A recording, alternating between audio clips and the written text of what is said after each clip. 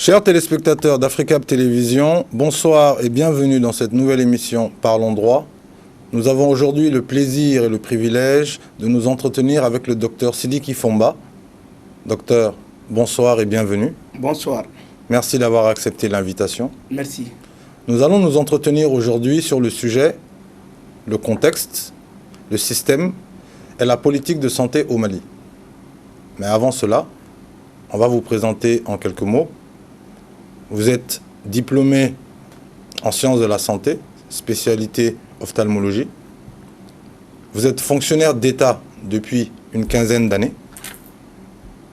Vous avez également été responsable du service de médecine au CESREF de Kangaba et chargé de la lutte contre le choléra en 2006.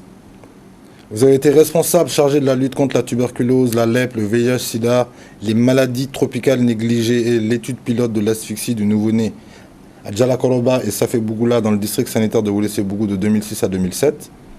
Vous avez été directeur technique du centre de santé revitalisé de l'arrondissement de Koumaïra de 2004 à 2006 également. Vous avez aussi été responsable du centre secondaire de l'unité d'ophtalmologie transformé en centre secondaire d'ophtalmologie de Wouléssé-Bougou. Et enfin, vous êtes adjoint chargé des conceptions et de l'organisation technique et administrative des soins ophtalmologiques au centre secondaire d'ophtalmologie de Wouléssé-Bougou. C'est bien ça? Tout à fait. D'accord. Donc, sans plus tarder, est-ce que vous pouvez, en quelques mots aussi, également, nous expliquer comment fonctionne le système sanitaire au Mali? Et avant cela, quel est le contexte même de ce système sanitaire au Mali? Je pense qu'on pourra venir ensuite sur les politiques qui y sont sous-jacentes. Donc le contexte du système sanitaire au Mali et le système sanitaire lui-même. D'accord, merci beaucoup. Je remercie tous les téléspectateurs et je remercie Africable de m'avoir invité pour m'exprimer. Et comme vous l'avez mentionné, j'ai un master 2 en sciences de l'ophtalmologie avec un passage à l'école de médecine en de 1996 en 2001. Ensuite, maintenant, il est très important aujourd'hui, avant de parler du système sanitaire du Mali, il est bon qu'on se projette un peu dans l'histoire de la politique sanitaire. Il est important de souligner que, d'abord, avant l'indépendance, la politique sanitaire qui existait, c'était la politique sanitaire coloniale, qu'on appelle AMI, Assistance médicale des indigènes. Ça a été la première politique sanitaire au Mali, qui était basée sur la gratuité des soins et qui a été créée en 1899 et qui s'est arrêtée en 1960 dès que nous avons fait accès à l'indépendance. Ensuite, au moment de l'indépendance, le premier président Modibo a pris le volet, c'était la santé pour tous. La santé pour tous qui a évolué jusqu'à ce qu'après le coup d'État de 1968, vous allez voir qu'il y a eu beaucoup de réformes dans le domaine de la santé, notamment avec la santé pour tous, qui a été, qui date de 1977, la santé pour tous 1977. Ensuite, il y a eu la conférence de Alma-Ata en 1978. Ensuite, il y a eu également ce qu'on appelle le développement à 3 phases à Lukasa en 1985. Et effectivement, il y a eu également l'initiative de Bamako en 1987 basée sur des soins. Maintenant, la conférence de Alma-Ata qui était basée sur des stratégies des soins de santé primaire et a évolué jusqu'à l'initiative de Bamako qui va maintenant cadrer le développement par rapport à la consommation des médicaments. Maintenant, c'est à partir de 1990 que le véritable programme politique du Mali a commencé à évoluer et qui était basé sur 3 axes. Le premier axe qui était l'organisation du service sanitaire, le développement social, le deuxième axe, et le troisième axe tout récemment qu'on appelle la promotion de la femme. Vous parlez du PDSS? Bon, le PDSS, c'est un plan sectoriel, mais qu'on appelle le PDSS, le plan décennal de développement socio-sanitaire, mais qui date de 10 ans. C'est un plan décennal. Mais ensuite, il y a eu des programmes sectoriels qui se sont introduits dedans. Donc, à partir de cet instant, nous avons bénéficié d'une politique nationale de santé du Mali. Et tout juste après ça, vous allez voir qu'il y a eu en 2002, bon, on peut même dire qu'à partir de ce programme, il y a eu la création de la pyramide sanitaire qui commence de la base, où il y a les districts sanitaires, le district sanitaire composé des centres de santé de référence et des centres de santé communautaires.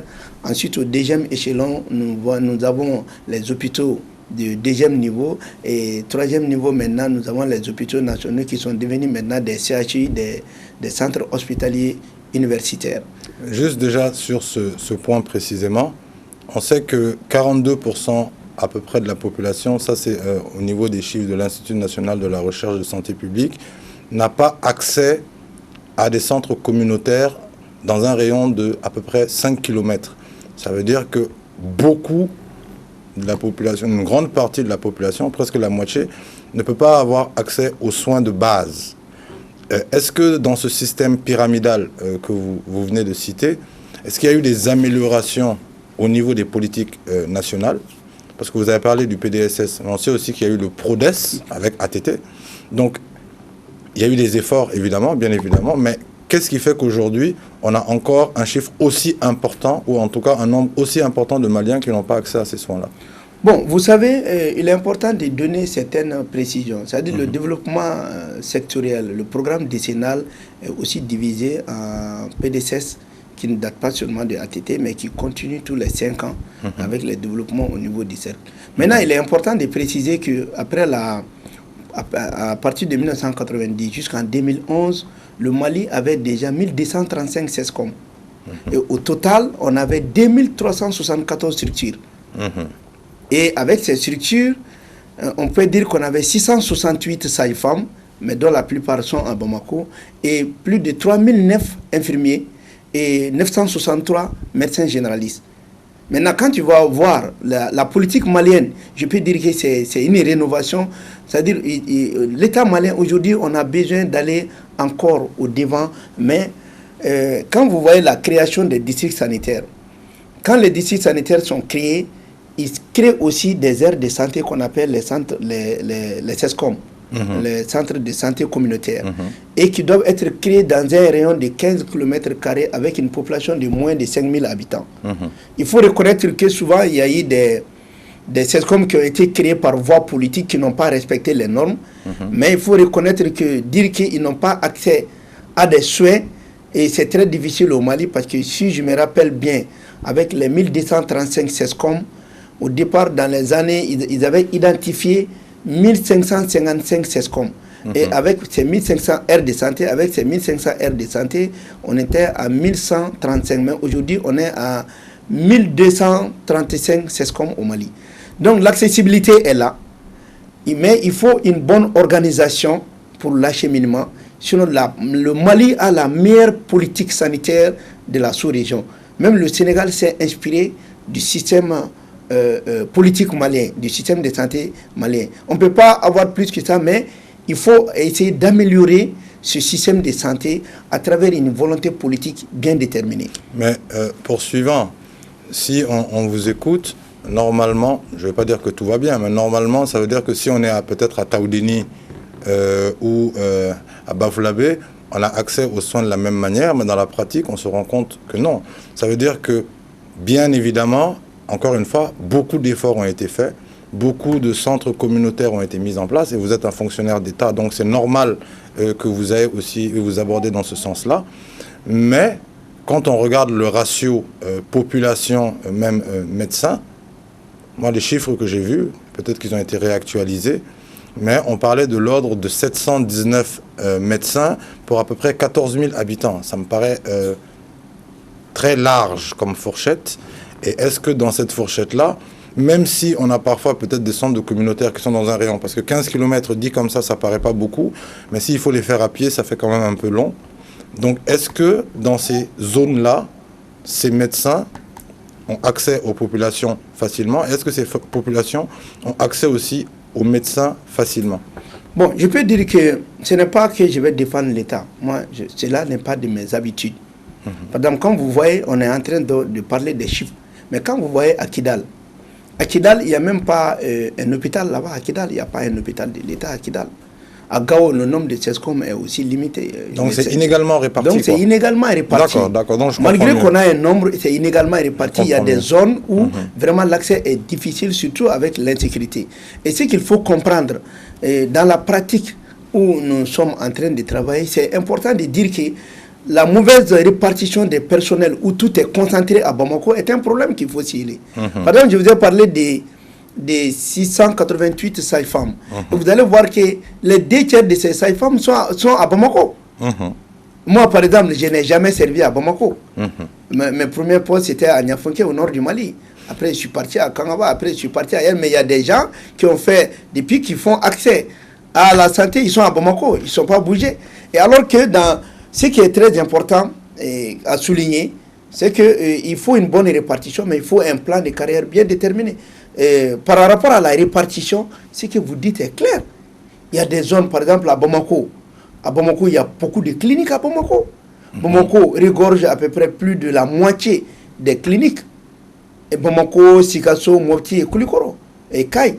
Donc il y a une mauvaise répartition. Et il y a une mauvaise répartition, même en ce qui concerne les CESCOM. Mais il y a une grande inégalité dans les régions du nord, dans les régions de Ségou. Il y a beaucoup de zones qui sont encore dans les problèmes. Mais il faut essayer de revoir. Maintenant, ce qui est important dans tout ça, il faut essayer de mettre à niveau la carte sanitaire qui doit être faite. Par exemple, il y a 2 niveaux. Il y a la carte sanitaire et la carte hospitalière. Et ce que vous venez de dire, le système des ratios, c'est ce qui doit être amélioré et en fonction de l'équipement qu'il faut. À l'heure actuelle où nous sommes au Mali, les centres de santé de référence doivent évoluer maintenant en hôpitaux.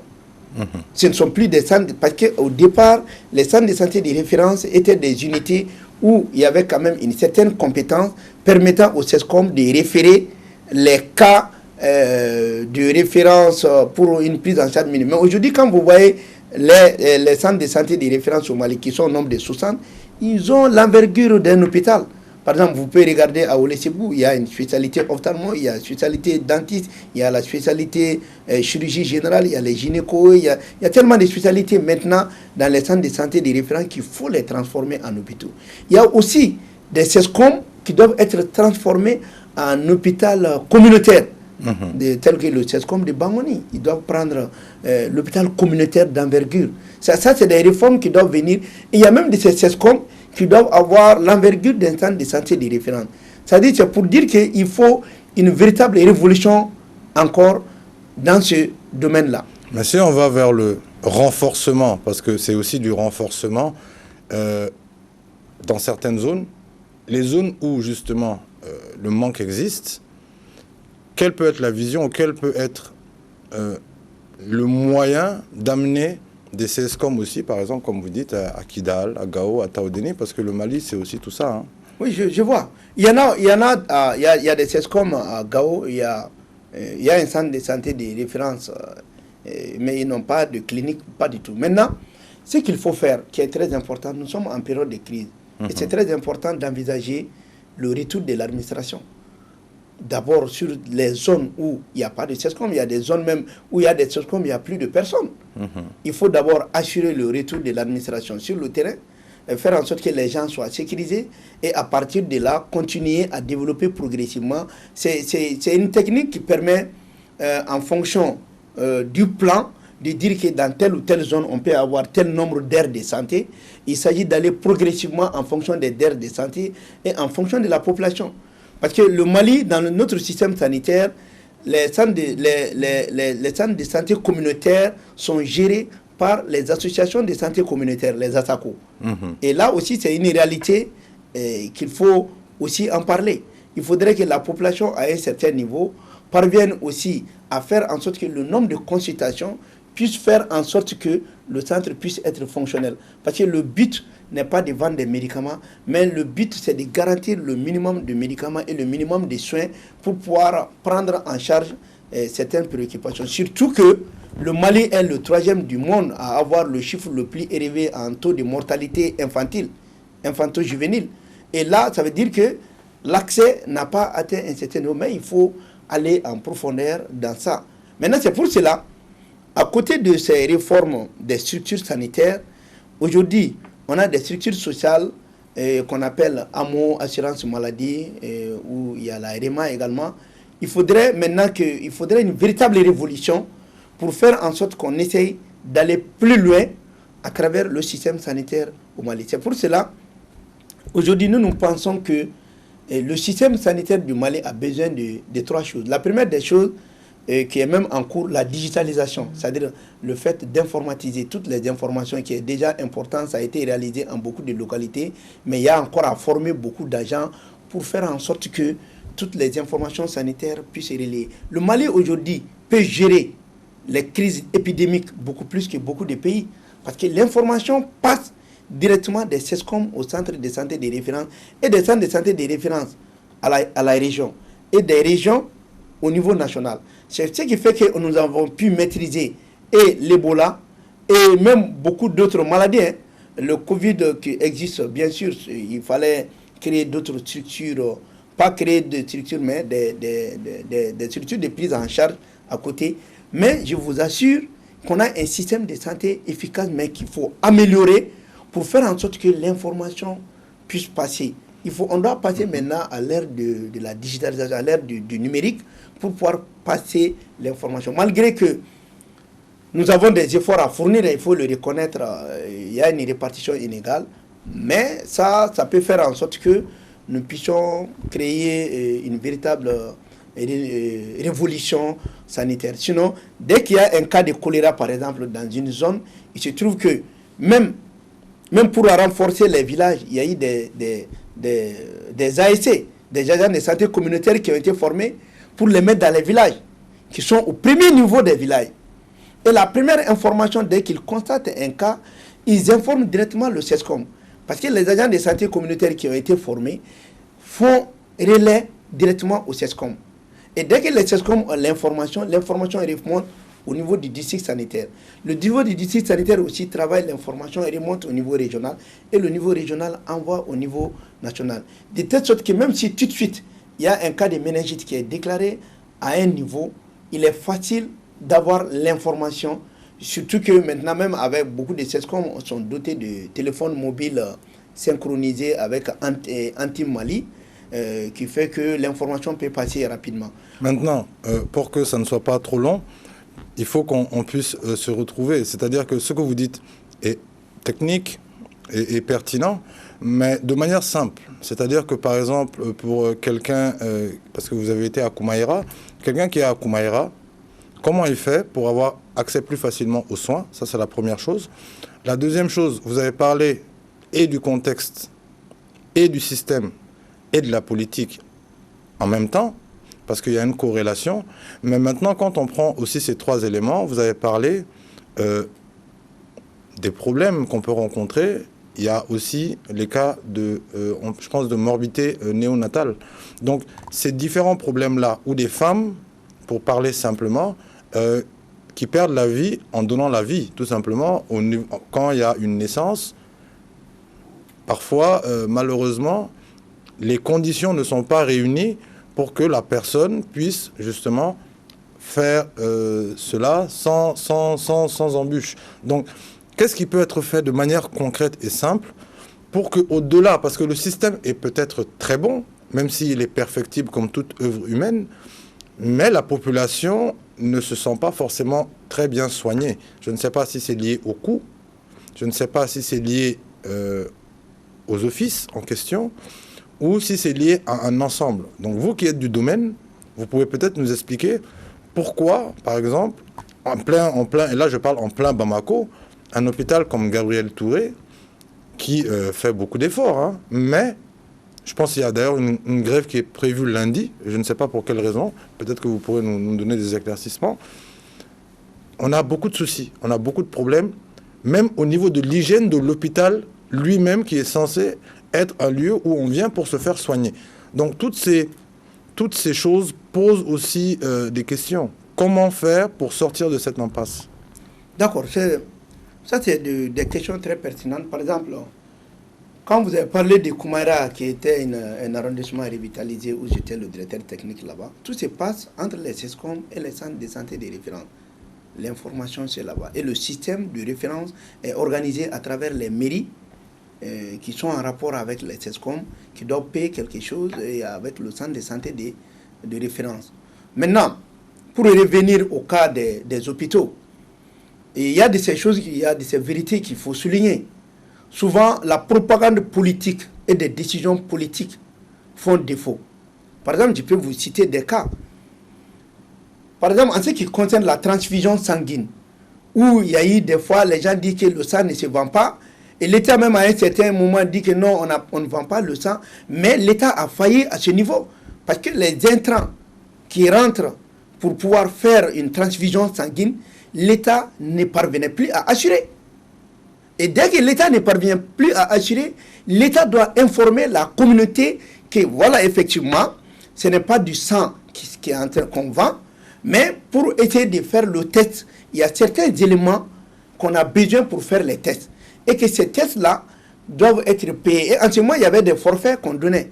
Mais l'État, le gouvernement devait dire clairement que ça c'est normal parce qu'ils ont failli à leur mission. Maintenant, par rapport aux hôpitaux et même au fonctionnement, c'est aussi une volonté politique. Nous avons aujourd'hui des gouvernements qui sont en train de mettre de l'argent dans l'évacuation sanitaire pour d'autres pays. Et pendant qu'il fallait mettre cet argent en essayant de mettre à niveau le système hospitalier et la carte hospitalière et la carte sanitaire. Ça, il faut le dire. Par exemple, vous voyez l'hôpital Gabriel Touré.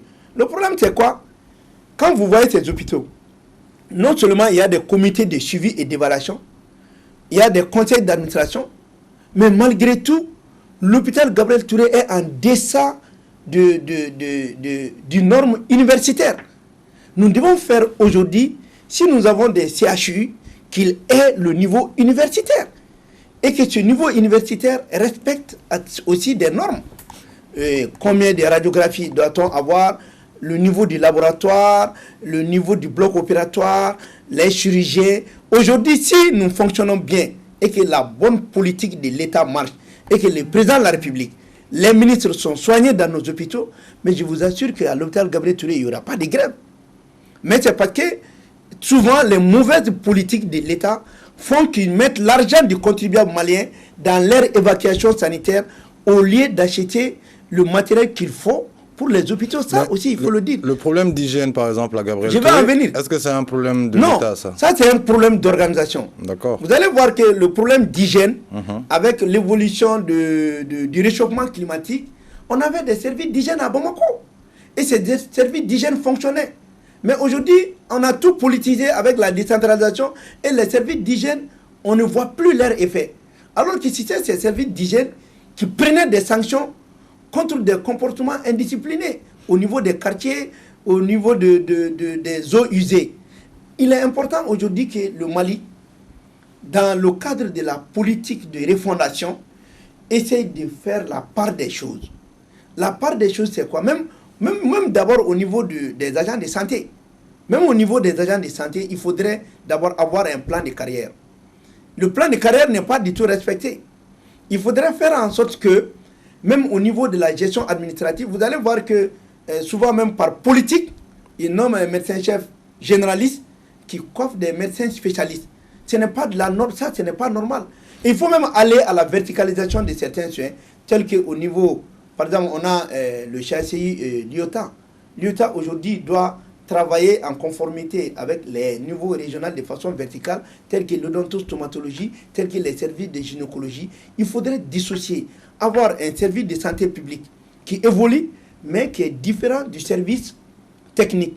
Et vous allez voir que très souvent, même dans le fonctionnement, parce qu'il y a beaucoup de problèmes qu'il faut souligner, dans le fonctionnement de ces dispositifs, il y a certains qui piétinent d'autres dans leur fonctionnement. Maintenant, ce que je voulais savoir, comme l'émission arrive déjà à terme, on a parlé de beaucoup de choses. Est-ce que, en mots de conclusion, parce qu'on ne pourra peut-être pas tout dire aujourd'hui, vous pouvez faire peut-être un vœu pour le Mali et pour les Maliens, si vous avez aussi une citation qui vous marque et qui vous a marqué, et peut-être juste un point sur lequel je veux avoir un éclaircissement, mais vraiment de manière rapide, c'est quand j'ai regardé un peu vos publications, j'ai vu que vous avez parlé de ce que vous appelez les MTN, les maladies tropicales négligées. Donc si vous pouvez expliquer vraiment de manière rapide ce que c'est aux profanes. Et une question sous-jacente, mais qui ne pourra pas aussi malheureusement être développée longuement. On sait qu'au niveau de l'Institut national de recherche de santé publique, on a un département de médecine traditionnelle aussi, DMT.